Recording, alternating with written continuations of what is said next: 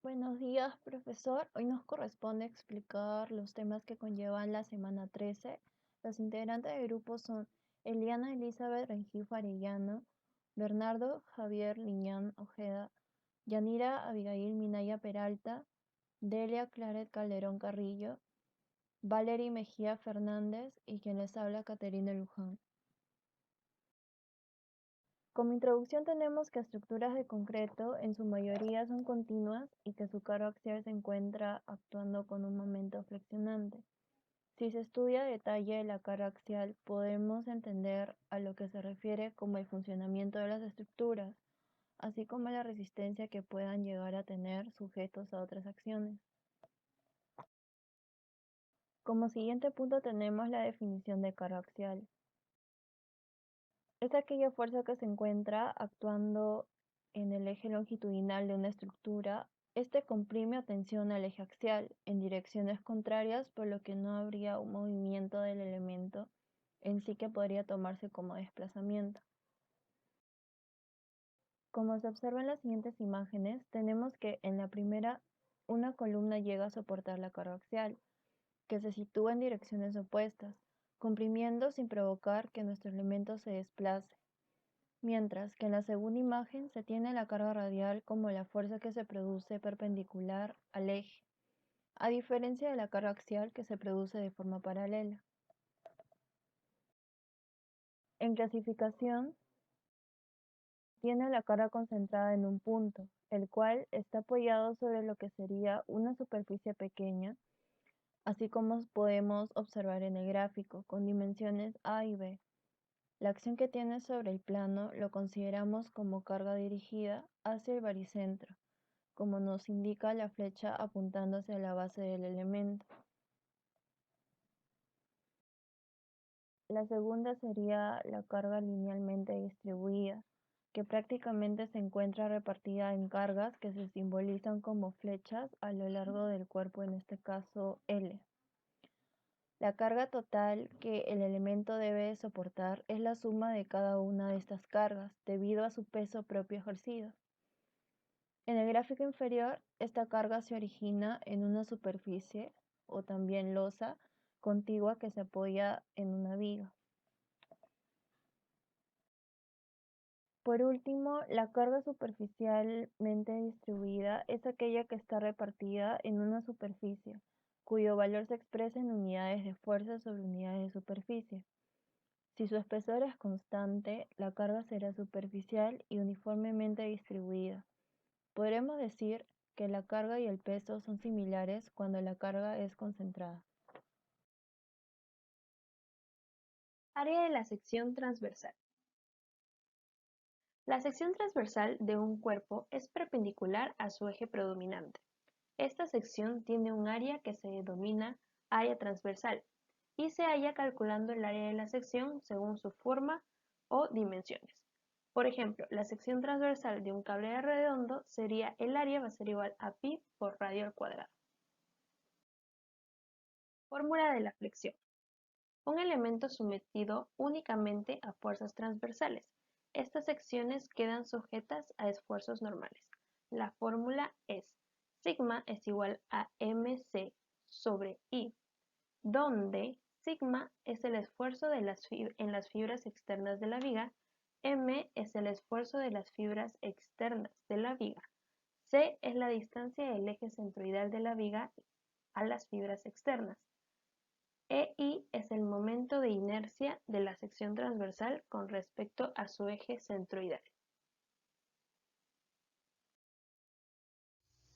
Hablemos sobre el esfuerzo por carga axial.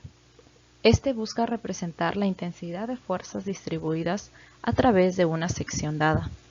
El esfuerzo normal se da cuando la fuerza es perpendicular al área. Como podemos observar en la imagen, el elemento entero ha sido cortado a la mitad y el área que se ve en su interior recibe ciertas fuerzas, las cuales nosotros lo identificamos como esfuerzo y se representa de la siguiente forma matemática. La letra sigma igualada a la fuerza interna sobre el área. Su unidad de medida son los pascales, es decir, newton sobre metros cuadrados. Sin embargo, se puede encontrar en el sistema inglés como libras sobre pulgadas cuadradas o como lo usan los ingenieros civiles, kilogramos sobre centímetros cuadrados. Ya hablamos sobre esfuerzo. Ahora hablemos sobre deformación por carga axial. Si ustedes observan la figura se darán cuenta que es la misma, solo que ha sufrido una deformación. Esto es porque se ha sometido a una carga externa. Esta carga externa puede ser tanto de tensión como de compresión. En el primer caso, la figura tiende a estirarse y reducir su área. En el segundo caso sucede lo contrario. Ejemplos de deformaciones en elementos de nuestra vida cotidiana son los rayos de las ruedas de las bicicletas. También tenemos los miembros en una armadura y en las bielas de los motores. Es momento de unir ambos temas, tanto esfuerzo como deformación. Para eso, nosotros nos ayudaremos de esta gráfica. Como pueden observar, en el eje horizontal se determina lo que es la deformación y el eje vertical determina lo que es el esfuerzo. En este diagrama también identificamos tres zonas. La primera es llamada zona elástica. Aquí la mayoría de los elementos o materiales pueden regresar a su tamaño y forma original. En la segunda zona, llamada elástico-plástica, es donde inicia la deformación o endurecimiento. Y para la tercera zona, llamada plástica, es donde los elementos ya no pueden regresar a sus dimensiones originales. Además de estas zonas, nosotros tenemos límites dados por la deformación y el esfuerzo.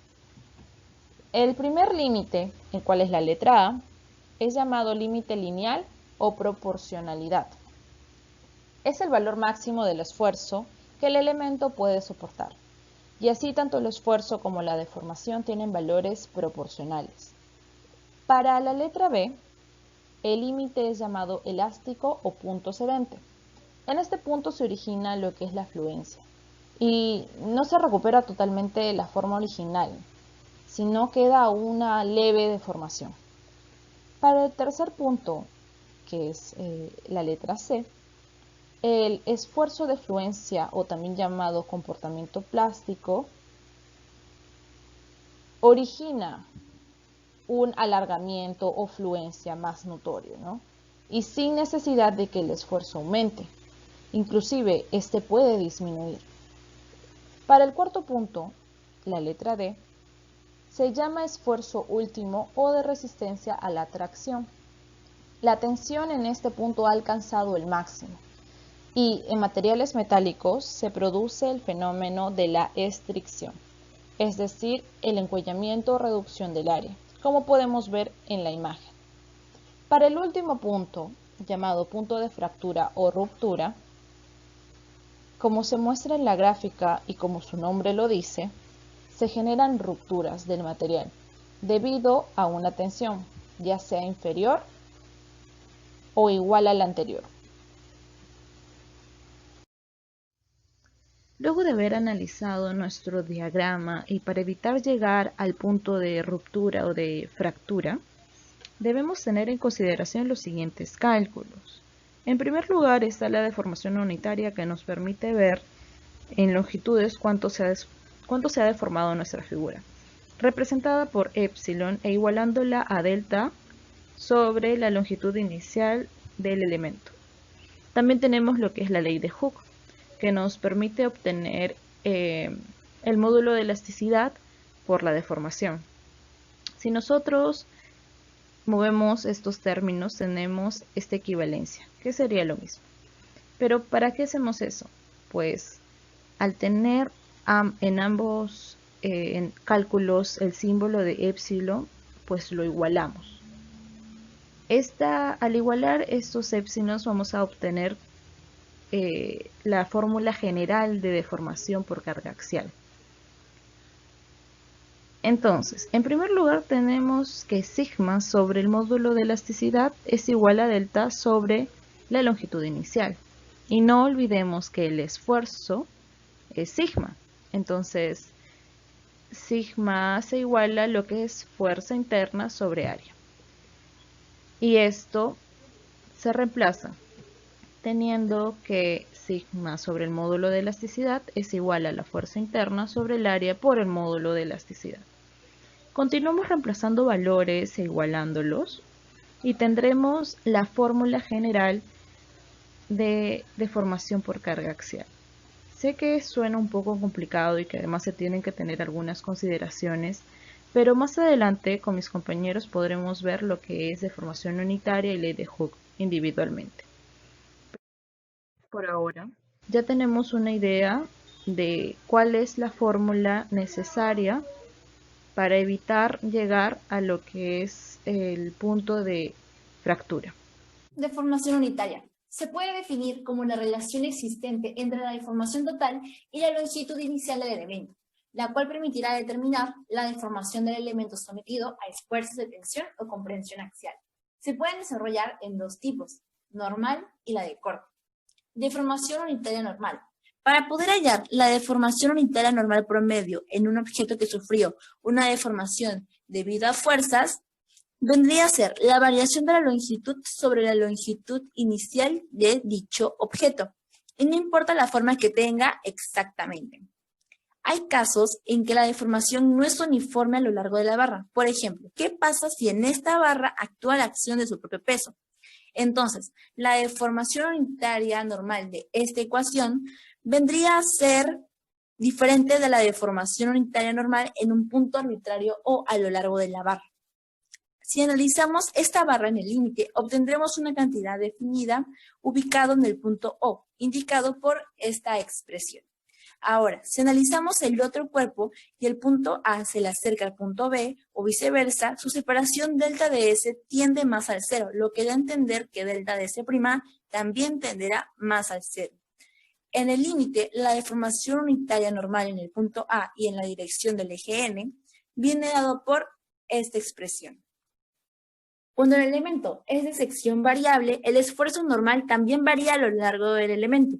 Es por eso que es necesario definir la deformación unitaria en un punto, en este caso Q, considerando un pequeño elemento de longitud sin deformar delta de X. Entonces, cuando le aplicamos una carga P, este cuerpo sufre un alargamiento. Eso quiere decir que delta de X, que estaba sin deformar, será delta de X más delta de delta. Entonces, la deformación unitaria normal en el punto Q se puede definir con la siguiente expresión. La deformación unitaria es igual al límite cuando delta de Q tiende a cero. El límite de esta expresión, delta de delta sobre delta de X, por lo cual, aplicando derivadas, vamos a tener que se deriva la deformación de delta con respecto de X. Los resultados se expresan frecuentemente en unidades de pulgada sobre pulgada, milímetro sobre milímetro o metro sobre metro. Deformación unitaria de corte. Cuando el cuerpo no está deformado, podemos obtener un esfuerzo cortante promedio asociando dos bordes de un elemento que son ortogonales entre sí. Tenemos un rectángulo, al cual, luego de aplicar las cargas, consideramos el desplazamiento del borde superior con respecto al borde inferior. Es decir, este desplazamiento lo llamamos delta de X y lo dividimos con la distancia perpendicular L. Ahora, si la deformación es pequeña de delta de X, significa que el seno de gamma es aproximadamente igual a la tangente de gamma, que también es aproximadamente igual al valor de gamma. Eso quiere decir que coseno de gamma es igual a 1. Entonces, la deformación por corte se puede definir con esta expresión. Ahora, para los casos que la deformación no es uniforme, la tensión de corte en un punto gamma XY respecto a O se obtiene midiendo la deformación de corte a medida que el tamaño del elemento se hace cada vez más pequeño. Entonces, en el límite tenemos que el esfuerzo del corte XY con respecto al punto O es igual al límite cuando delta de L tiende a 0. Debido a que delta de L es una fracción muy pequeña de L, y lo mismo pasa con delta de X. Por lo cual, esta expresión al derivar, vamos a tener que se deriva delta de X con respecto de la longitud. Para hallar la deformación por corte es igual a la diferencia entre el ángulo inicial expresado en radianes y el ángulo luego de la deformación. Por corte es positiva si disminuye el ángulo θ', y si el ángulo θ' aumenta, la deformación por corte será negativa. Las deformaciones no solo causan que los segmentos de línea se alarguen o se contraigan, sino que también que cambien de dirección, como en el siguiente ejemplo. Si seleccionamos dos segmentos de línea que en un principio son perpendiculares entre sí, el cambio en el ángulo que ocurre luego de aplicarse las fuerzas se denomina deformación unitaria cortante. Después de aplicarse las cargas, los extremos de ambas líneas se desplazan, haciendo que el ángulo que se formaba varíe. Su deformación unitaria cortante es análoga a esta expresión, pero en este caso del límite, o sea, cuando el ángulo θ' se acerca a cero. Y al igual que el anterior, se puede ver que si θ' es menor que π medios, la deformación unitaria cortante será positiva, y si es mayor, será negativa. Ahora les paso con mi compañero. Módulo de elasticidad. El módulo de Young o módulo de elasticidad es un parámetro que caracteriza el comportamiento de un material elástico según la dirección en la que se le aplica una fuerza. Para un material elástico lineal o isótropo, el módulo de Young tiene el mismo valor para una tracción que para una compresión, siendo una constante independiente del esfuerzo, siempre que no exceda de un valor máximo denominado límite elástico, y es siempre mayor que cero. Si se tracciona una barra, aumenta la longitud. Módulo de elasticidad. A partir de una curva de tensión, la deformación de la probeta de latón, determinar el módulo de elasticidad. Primero recordar que es un módulo de elasticidad, o incluso módulo de Young. Se representa por la letra E mayúscula y es el valor de la recta elástica del material, en que el comportamiento del material es elástico y prácticamente lineal. Como podemos ver, para cualquier deformación, para cualquier tensión que yo le aplique al material, si yo soltara esa carga, el material recuperaría y volvería por la misma recta y recuperaría el estado original, es decir, la deformación permanente del material. ¿Cómo calculamos el valor de este módulo de elasticidad? Para eso tendremos que calcular la pendiente de una recta. Entonces elegiremos cualquier valor de tensión y mediremos en el gráfico el valor de deformación. Por ejemplo, escogeremos el valor de 150 y medimos la deformación que tiene para esta tensión.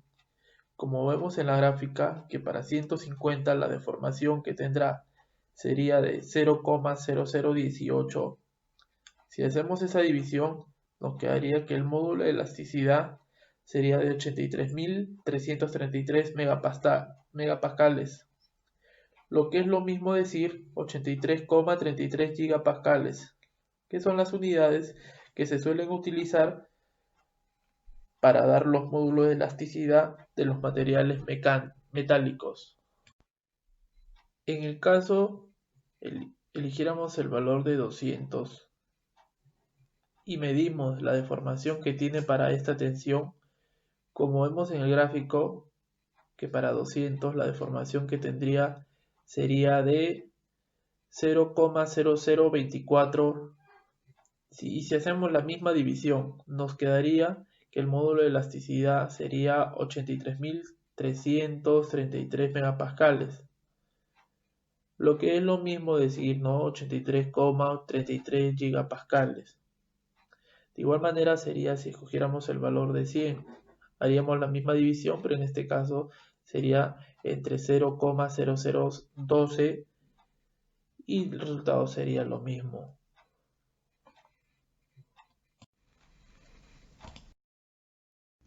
Ahora hablaremos de la ley de Hooke, la cual establece que el estiramiento o compresión que se aplica a un objeto es directamente proporcional a la fuerza aplicada en este, siempre y cuando el objeto usado no se deforme permanentemente.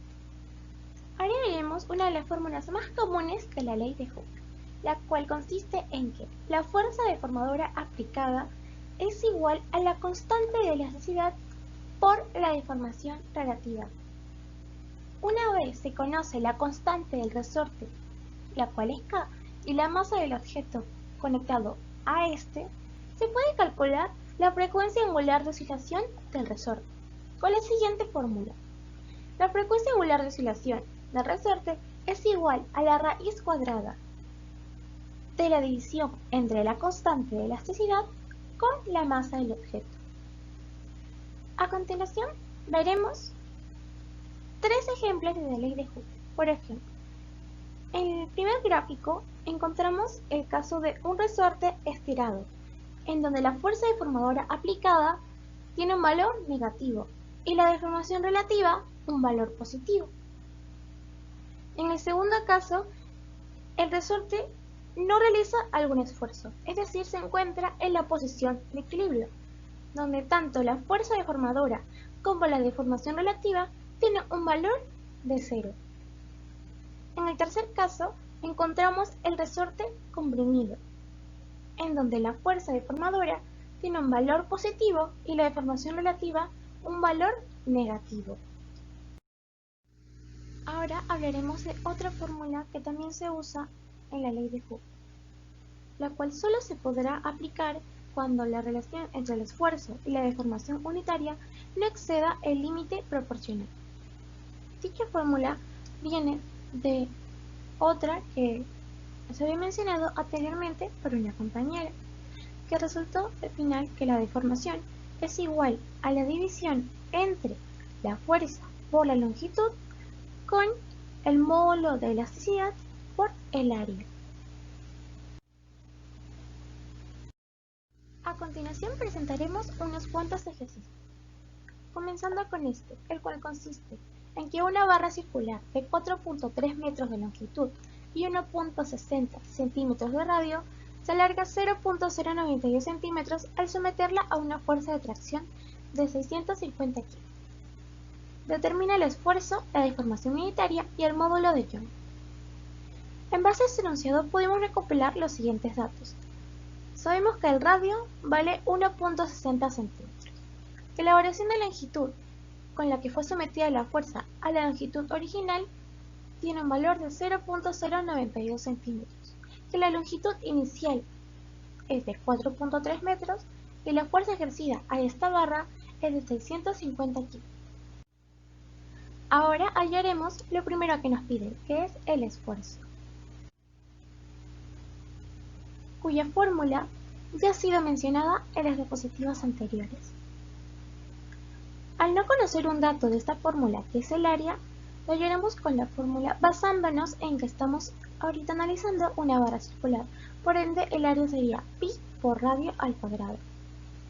Reemplazando el dato con los que ya conocemos, sería pi por 1.60 centímetros al cuadrado, lo cual da como resultado total del área 8.0425 centímetros cuadrados.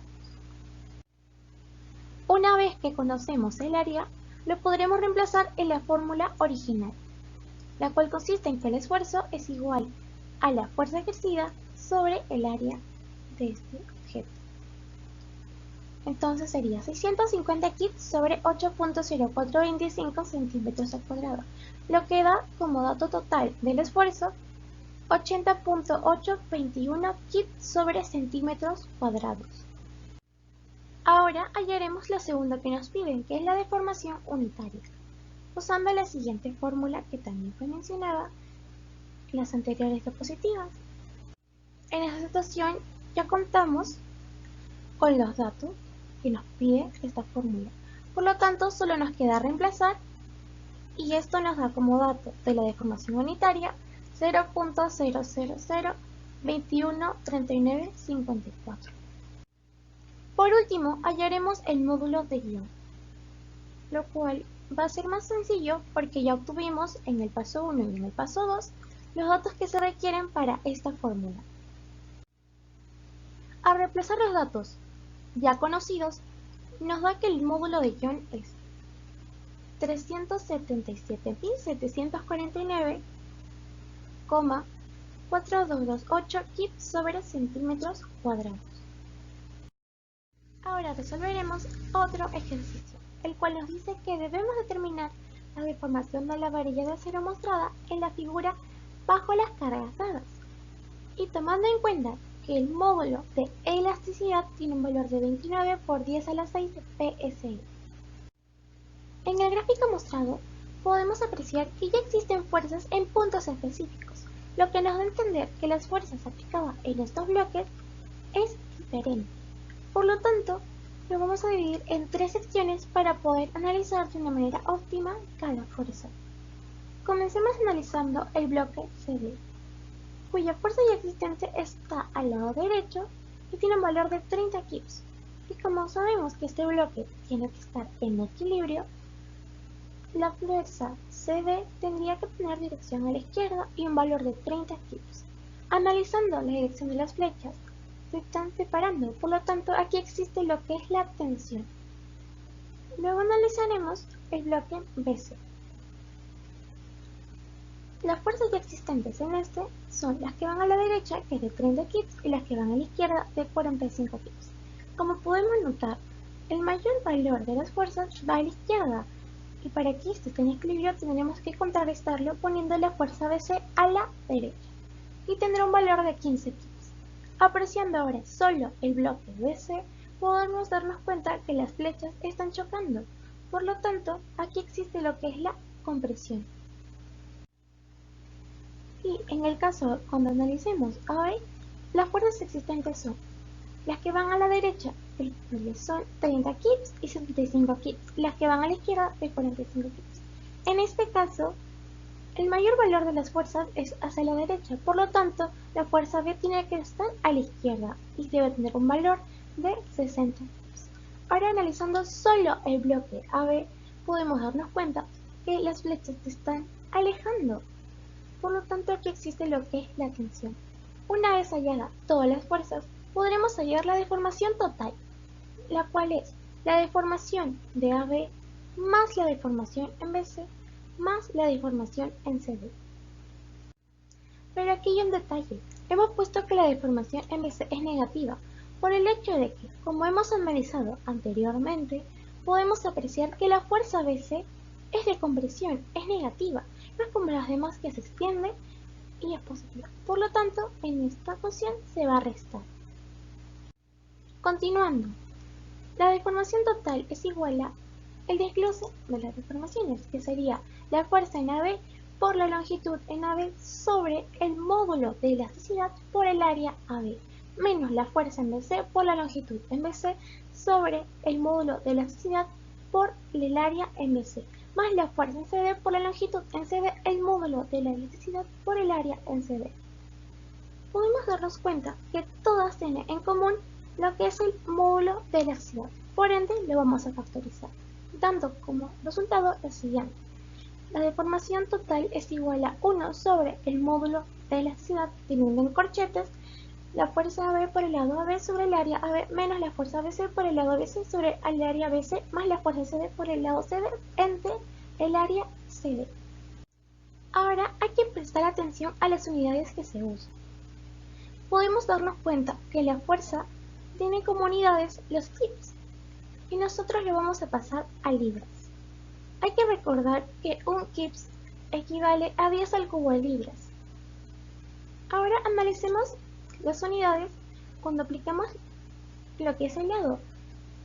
Es el inch y tenemos como área las unidades de inch al cuadrado. Por lo tanto, reemplacemos. La deformación total es igual a 10 al cubo, porque todas las fuerzas tienen en común la unidad de kips, sobre el módulo de la elasticidad, y tenemos entre corchetes que es la fuerza B que tiene un valor de 60, el lado B que tiene un valor de 12, entre el área B que tiene el valor 0.9, menos 15 que es el valor de la fuerza BC, 12 el valor del lado BC y 0.9 el del área BC, más 30 de la fuerza CD por 16 del lado CD sobre el área, que en este caso es 0.3. Como había mencionado anteriormente, las unidades que solo se coloca libras por i sobre i al cuadrado. Ahora resolvemos toda la ecuación matemática. Y no hay que olvidar que el módulo de elasticidad tiene como unidad PSI, que se puede desglosar como libras sobre inch al cuadrado. Ahora sí, teniendo tanto resultado numérico como resultado de unidades, podemos simplificar. Libras con inch al cuadrado se va a ir con libras en inch al cuadrado que está al otro lado. Por lo tanto, solo queda como resultado 0.0758 y esa es la deformación total.